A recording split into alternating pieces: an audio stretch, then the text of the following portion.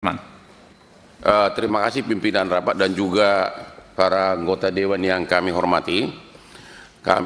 Saya hadir di sini dengan ibunya Raditya, Ibu Makiati, yang sedang diadili dalam tuduhan pembunuhan. Dan tim kuasa hukumnya dari Lombok juga hadir di sini yang pakai topi. Okay.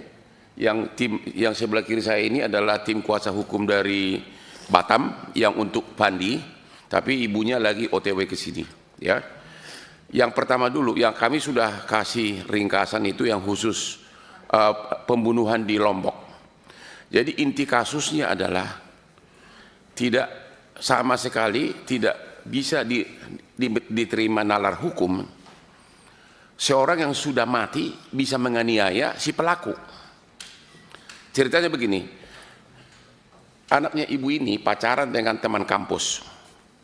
Terus mereka dating, bertemu di pantai di Lombok, ya. Dan itu adalah daerah yang cukup ramai. Ada hotel besar di sana. Kemudian kurang lebih satu hari, si wanita ini, pacarnya ini tidak pulang-pulang. Akhirnya dicari oleh keluarganya. Akhirnya kemudian sekitar 34 hari ditemukanlah mayat dari pacarnya wanita ini, ya, pacar di pantai. Sedangkan ditemukan juga jarak 100 meter tubuh dari si anak ibu ini yang laki-laki yang sekarang jadi terdakwa dalam keadaan bonyok semuanya, luka-luka, ya.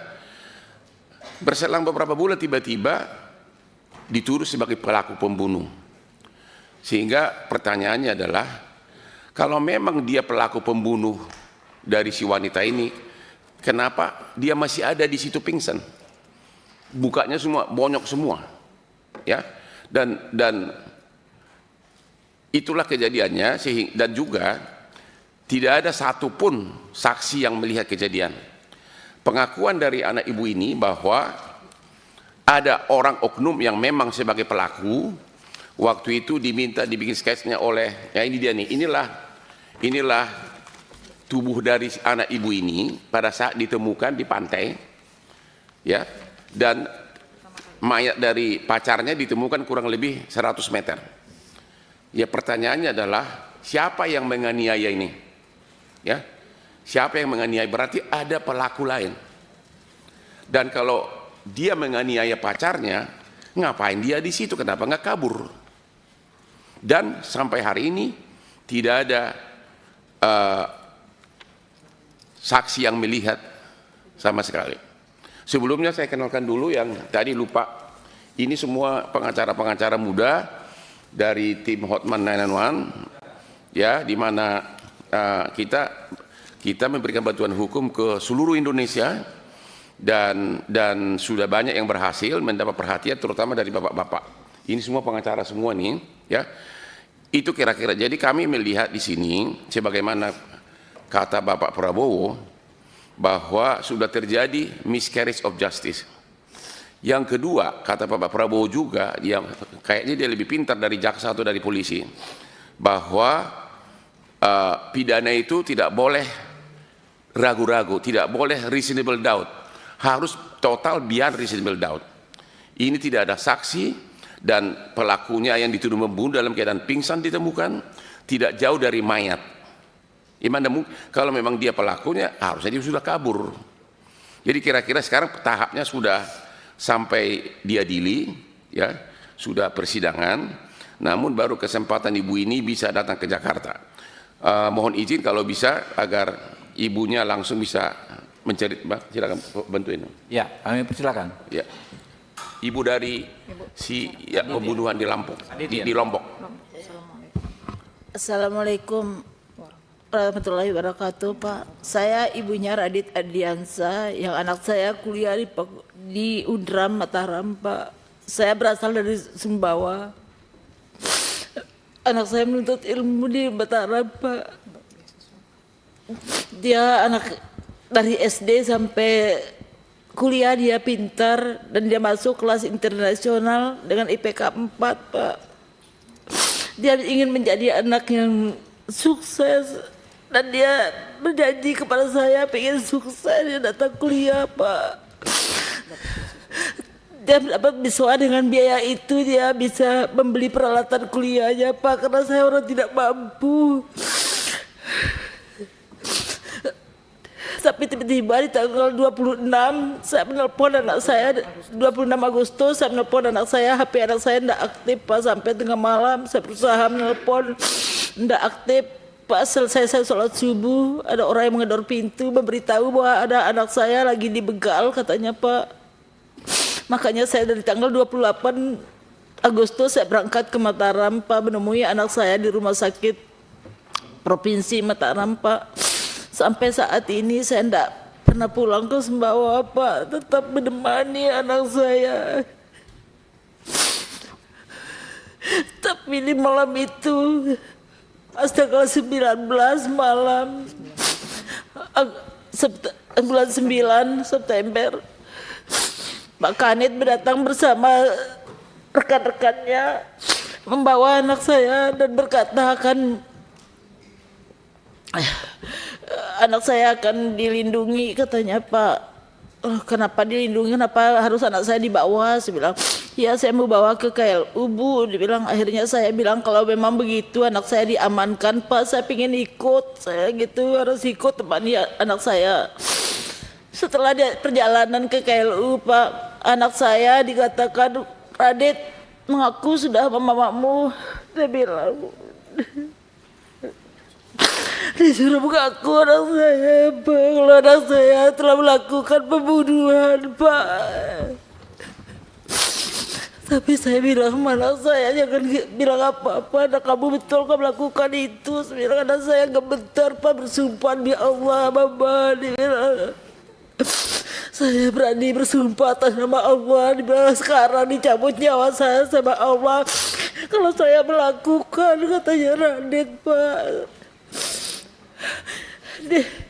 Dia katanya mengamankan anak saya dari keluarganya Pira katanya, tapi anak saya dijadikan tersangka.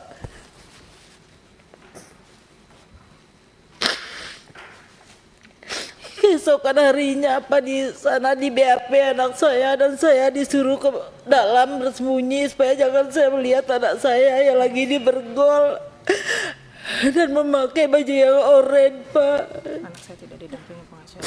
Anak saya malam itu tidak ada satupun pengacara yang mendampingi anak saya. Saya minta tolong tapi tidak ada yang datang membantu anak saya Pak. Besoknya baru pengacaranya datang mendampingi anak saya, tapi dengan alasan minta pengurangan. Dia bilang, pengurangan apa? Saya bilang begitu. Sampai detik ini saya seorang ibu, batin saya mengatakan anak saya tidak bisa melakukan hal seperti itu sampai detik ini. Karena Radit ini dari kecil, dari SD belum pernah ada guru yang mengasih saya laporan kalau Radit pernah ada masalah sama temannya. Sampai SMA Pak, belum ada. Radit ini anaknya sangat patuh. Radit sudah menyampaikan ciri-ciri pelaku. Radit sudah menyampaikan ciri-ciri pelakunya Pak. Kenapa mereka itu tidak berusaha untuk sketsa wajahnya? Malah anak saya dituduh sebagai tersangka. Saya mohon sekali Pak, saya orang tidak punya Pak. Saya mohon Pak, anak saya bukan pelaku Pak. Sampai detik ini batin saya mengatakan Radit bukan pelaku Pak. Saya ada punya biaya untuk kuliahkan anak saya, pengen sukses anak saya Pak. Tapi dinyatakan anak saya tersangka. Saya berjanji ke Radit, Mama tidak akan pulang ke Sumbawa. Mama tetap berada di tembok penjara atau dimanapun kamu berada. Saya bilang, saya tetap menemani kamu. Yang penting kamu harus tetap kuat hadapi ini. Saya bilang, saya mohon Pak, saya mohon sekali Pak. Yakin anak saya Pak bukan pembunuh Pak. Batin saya tetap mengatakan seperti itu Pak. Lihat Pak, anak saya ini apa pantas anak saya dituduh seperti ini Pak. Dan mungkin anak saya memperkosa saya berusaha sebagai orang ibu. Apa dia pernah melakukan hal-hal yang tidak baik terhadap Vira? Tidak, Pak. Saya kira cukup. Cukup ya. Jadi yang kami mohon perlindungan hukum adalah secara pembuktian tidak ada satupun yang melihat, tidak ada saksi fakta yang mengatakan bahwa anak ibu ini sebagai pelaku, tidak ada. Hanya keterangan ahli-ahli dan psikolog.